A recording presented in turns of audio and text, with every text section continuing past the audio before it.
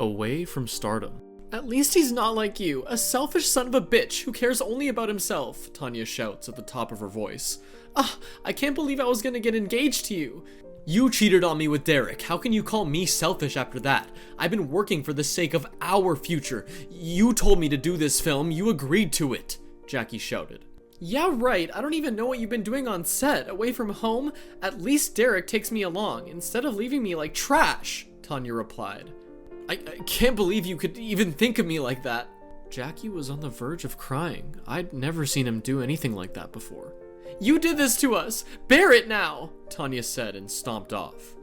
As I sat behind my polished mahogany desk, I could feel the familiar knot forming in my stomach. The sound of raised voices echoed from Jackie's room, signaling yet another heated argument between him and his girlfriend Tanya. I'd seen this scenario play out so many times before that it had become a recurring nightmare in my professional life.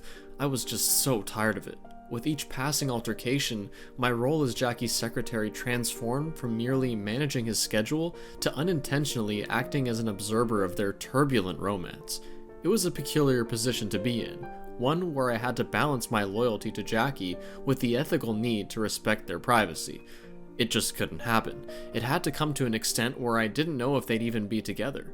I'd mastered the art of maintaining a calm and composed facade, offering silent support while knowing my place in their personal drama. Sometimes all it took was a subtle nod or a gentle smile to convey my empathy without crossing any boundaries. I'd grown adept at reading the room, sensing the impending storm before it erupted, and finding discreet ways to provide space for them to mend their relationship. Tanya had been the enigmatic and tempestuous girlfriend of Jackie for quite a while now. She was a presence that loomed large in our lives. From the moment she stepped into Jackie's life, her toxic influence was intense. As Jackie's loyal secretary, I couldn't help but notice the profound impact Tanya had on him and their relationship. Her possessive nature was evident to anyone within her orbit. I witnessed her monitoring Jackie's every move, demanding constant attention and reassurance. She'd set up security cameras everywhere.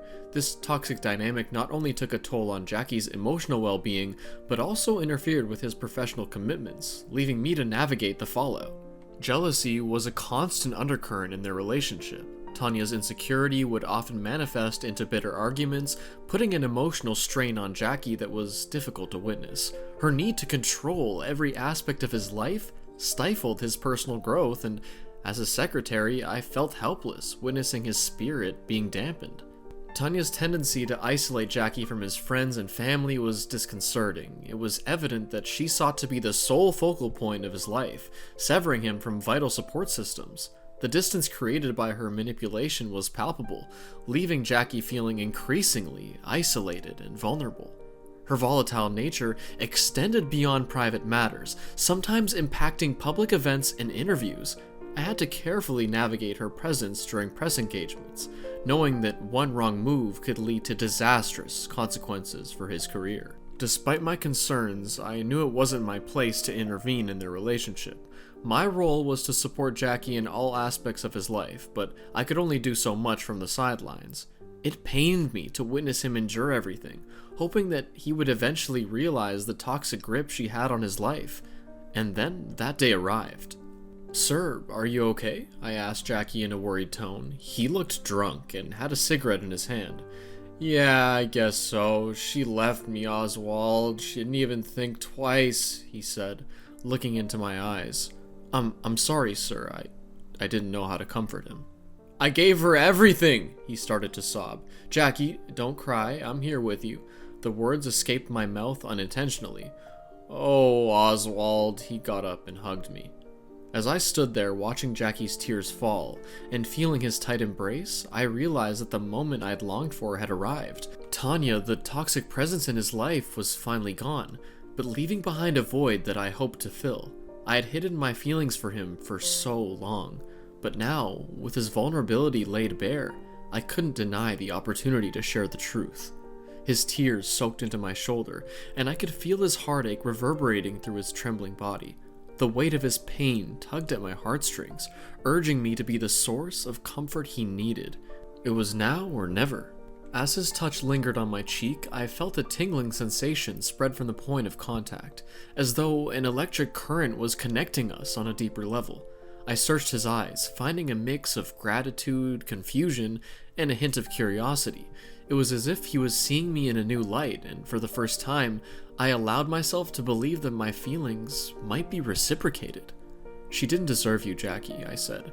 "I've noticed how much she's affected you, and I can't help but worry. She's possessive and controlling, and it feels like she's been stifling your true self. Remember the person you were before she came into your life? The vibrant, confident, and happy man everyone loved? I miss that man." "Yeah, I remember." Jackie rubbed his cheek against mine.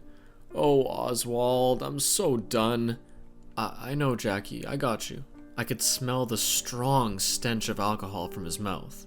"Why'd she do it? I loved her," Jackie sobbed. "Did you?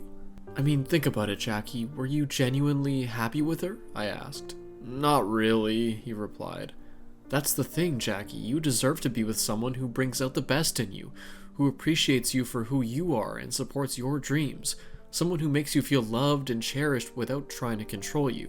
It wasn't her, it wasn't Tina," I assured him. "My head hurts so bad. I need another beer." He steadied himself. "Come on, Jackie," I said gently, wrapping an arm around his waist to steady him. "Let's get you to bed. You've had a lot to drink, and it's time to rest." Jackie leaned on me for support, his head slightly drooping as he nodded in agreement.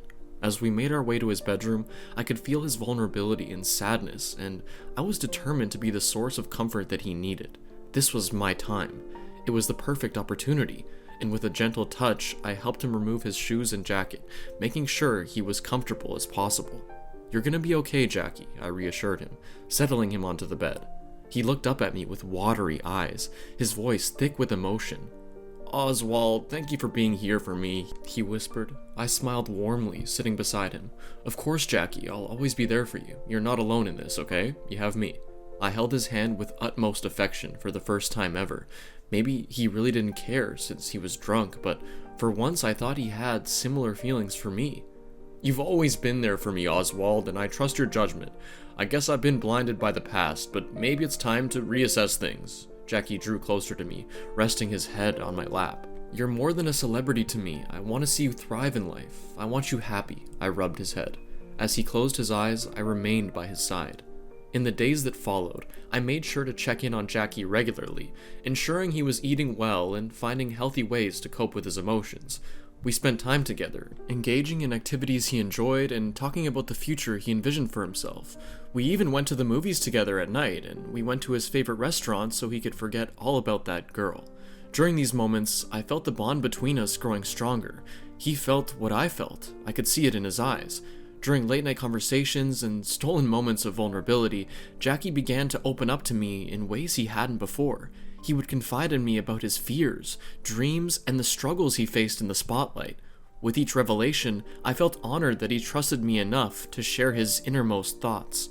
One evening, as we sat together on the rooftop of his penthouse, the city lights twinkling below us, he turned to me with a contemplative expression.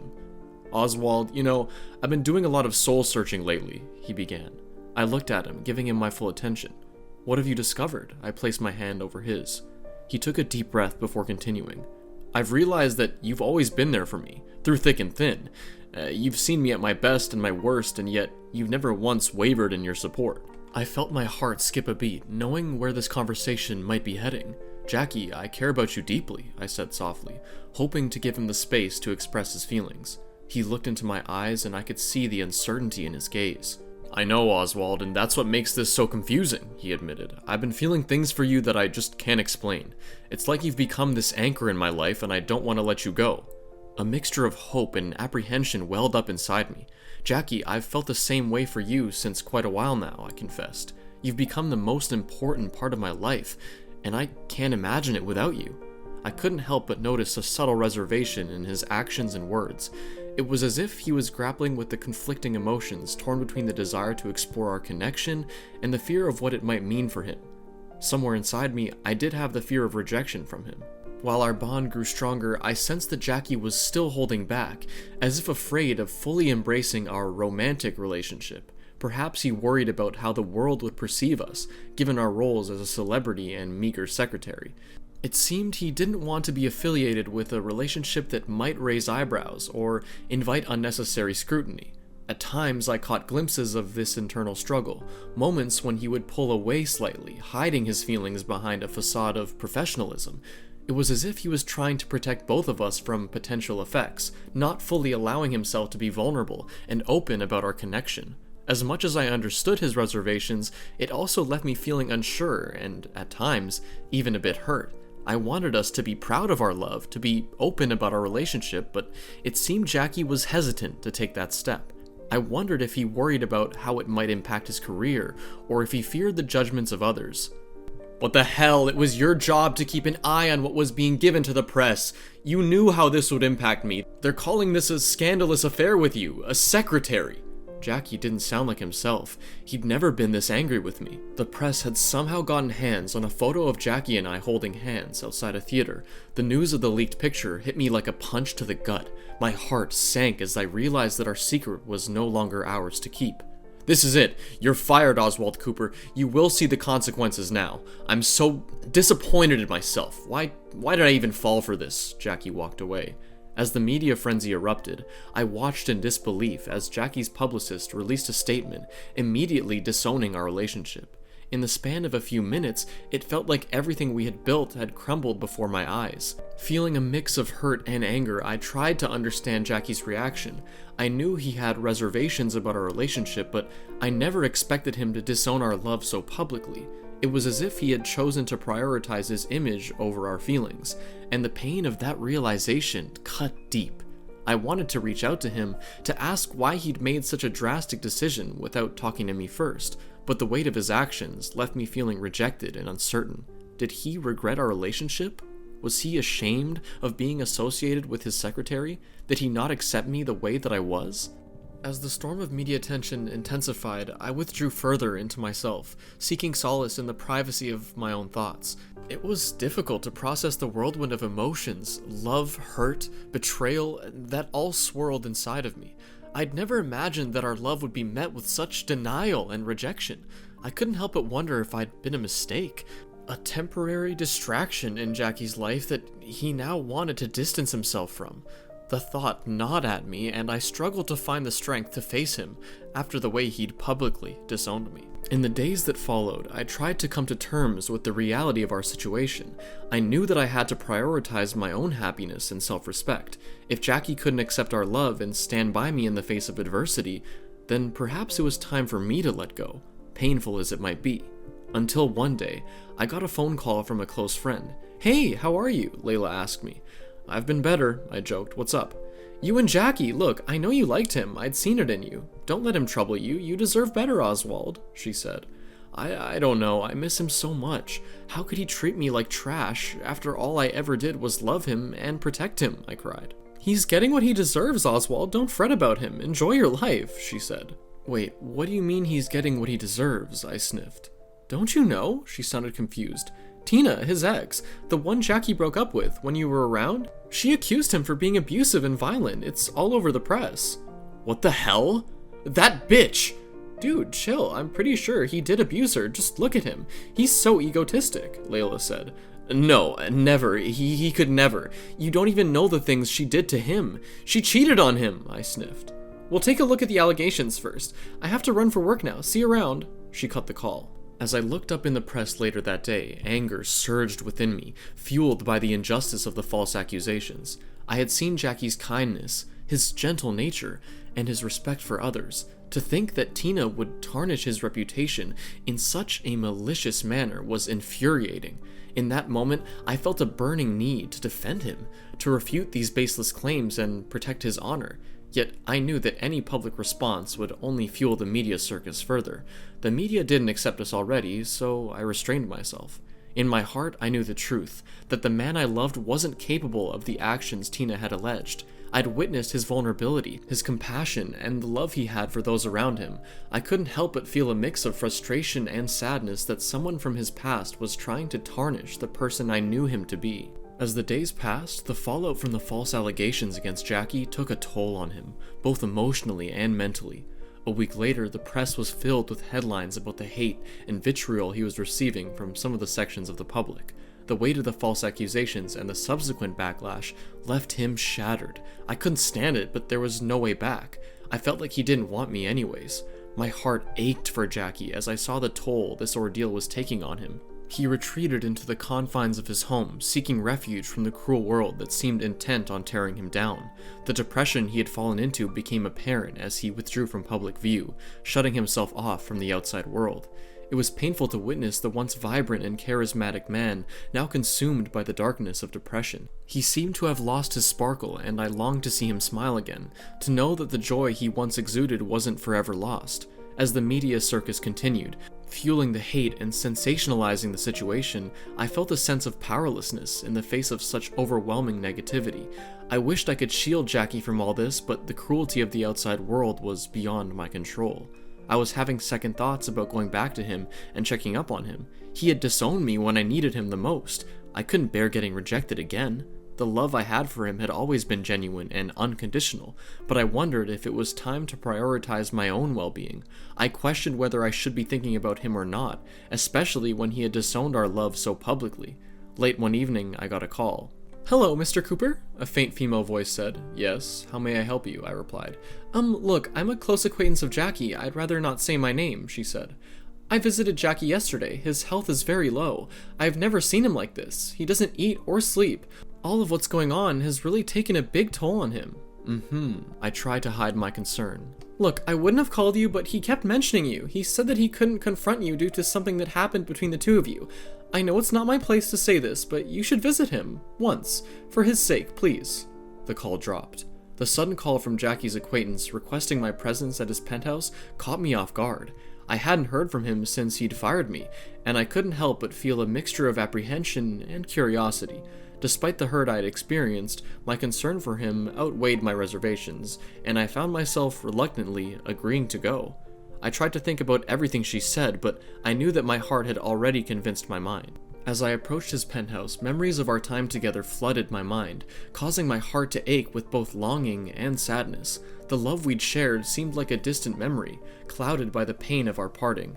Taking a deep breath, I rang the doorbell, and a moment later the door swung open to reveal Jackie. His eyes, once filled with joy, now seemed weary and vulnerable. It was clear that he had depression, and it had taken its toll on him. "Oswald," he said softly, his voice barely above a whisper. "You came." I nodded, my emotions swirling inside me, unsure of what to say. My heart wanted to hug him and comfort him, but the hurt from our past lingered, making it difficult to fully open myself up to him. As we sat together, the air in the room seemed heavy with unspoken words. Jackie tried to make small talk, but I could sense his hesitance, as if he wanted to apologize or explain, but the words remained unspoken. The penthouse, once filled with life and laughter, now felt eerily silent and empty. It was a stark reminder of the toll that depression had taken on him, isolating him from the world of stardom. It was evident that he was still grappling with his emotions and the weight of the false allegations that had shattered his public image. "I'm so sorry for everything," he said, his voice filled with regret. "I never wanted any of this to happen." He started sobbing. I'd never seen him so helpless. I reached out to hold his hand, wanting to offer some comfort, but unsure if it was even welcome. "Jackie, you don't have to apologize," I said gently. "I care about you, and I just want to see you get through this." "I don't know if I can," he admitted, his voice cracking. "Please, Oswald, I know I'm not worthy of it, but come back to me. I need you. I want you. Please, come back. Firing you was the worst decision of my life," Jackie wailed. At that moment, my resolve strengthened. I knew that I couldn't let him continue to suffer in silence. I had to be there for him, no matter what had transpired between us. "Jackie, you don't have to face this alone," I said firmly. "I'm here for you, no matter what. I will help you get through this." He looked at me with a mixture of gratitude and sadness, and for the first time in a long while, I saw a glimmer of hope in his eyes. In the next few days, I made it my mission to support him in any way I could. I encouraged him to seek professional help, and together we reached out to trusted friends and family to form a support network. As the days turned into weeks, I witnessed a gradual improvement in Jackie's demeanor. While the road to recovery was long and arduous, I was relieved to see him taking small steps toward healing. During this time, our own unresolved feelings remained in the background, overshadowed by the urgency of his well-being. The love I had for him hadn't faded, but I knew that our focus needed to be on his recovery, not his past. One fine evening, Jackie wanted us to have dinner at his favorite restaurant, a quiet and intimate spot where we could have a moment of peace away from the prying eyes of the world. As we sat across from each other, the flickering candlelight cast a warm glow on his face, and I couldn't help but be captivated by him once again. "I want to thank you," Jackie said, his voice soft but filled with sincerity. "You've been there for me when I needed someone the most, and I can't express how much that means to me." I smiled, my heart swelling with affection. "You don't need to thank me, Jackie," I replied. "I care about you deeply, and being there for you is what matters most to me." He reached across the table to take my hand, his touch sending a jolt of warmth through me. "I know I haven't been the best at showing my feelings," he confessed, "but my dear Oswald, I want you to know that I've never stopped caring about you." Jackie took a deep breath, his eyes locked with mine. "Oswald, I don't want to hide our relationship anymore," he admitted. "I want to be with you openly, to face whatever challenges may come our way together." My heart skipped a beat, and I could hardly believe what I was hearing. It was the affirmation I'd longed for, the promise of a love that wouldn't be kept in the shadows. I was speechless all of a sudden. "You don't have to say anything. I was so wrong before for letting you leave." Jackie had tears in his eyes.